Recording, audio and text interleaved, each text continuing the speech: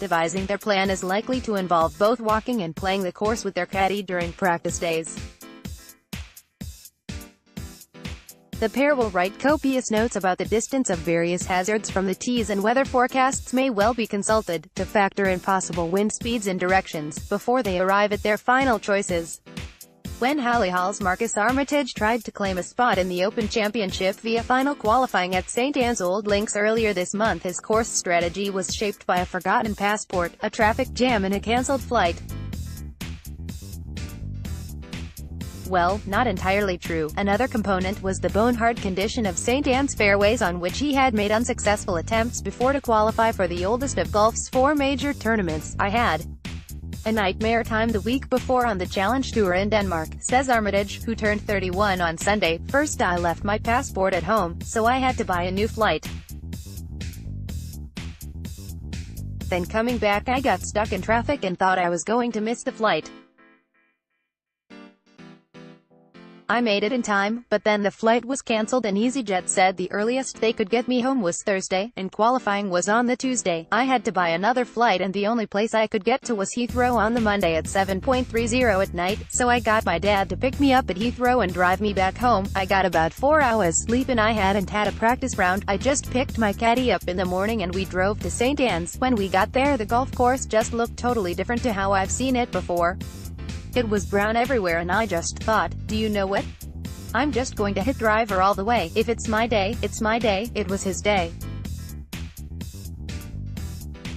He shot 65-69 to qualify in second place and will peg it up alongside the world's best golfers at Carnoustie this week. However, his philosophical approach to his fate did not last throughout the entire 36 holes. As he recalls, "I got the putter going in the first round and it was good," he says, "but in the afternoon I started to think about it, qualifying for the Open, a little bit, and coming down the par 5 6th hole, which was my 15th because I teed off at the 10th. There was a leaderboard at the back of that green. I had hit a shot into about 30 feet with a 4-iron and I thought I was cruising at this point, but then I got there and I saw that Oscar Langdon of Sweden had steamed through the field and was about 8 under or something, so that meant I was 2 shots behind the qualifying places.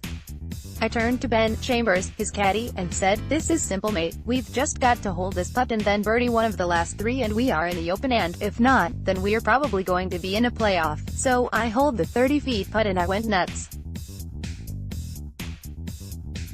I don't know exactly what I did, but I just know there was a lot of emotion coming out." He parred the next 2 and then found a greenside bunker at the par 3 9th, his final hole, believing he still needed a birdie. "At that point I thought, I have got to hold this bunker shot to get in the Open.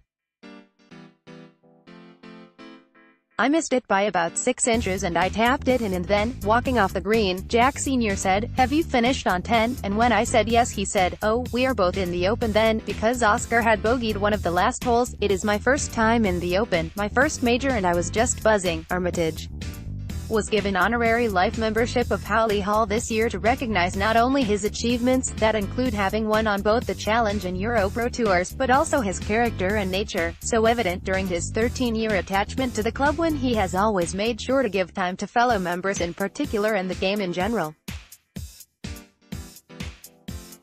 When he was just 14 he lost his mother Jean to cancer after she had waged a long battle against 4 different forms of the disease.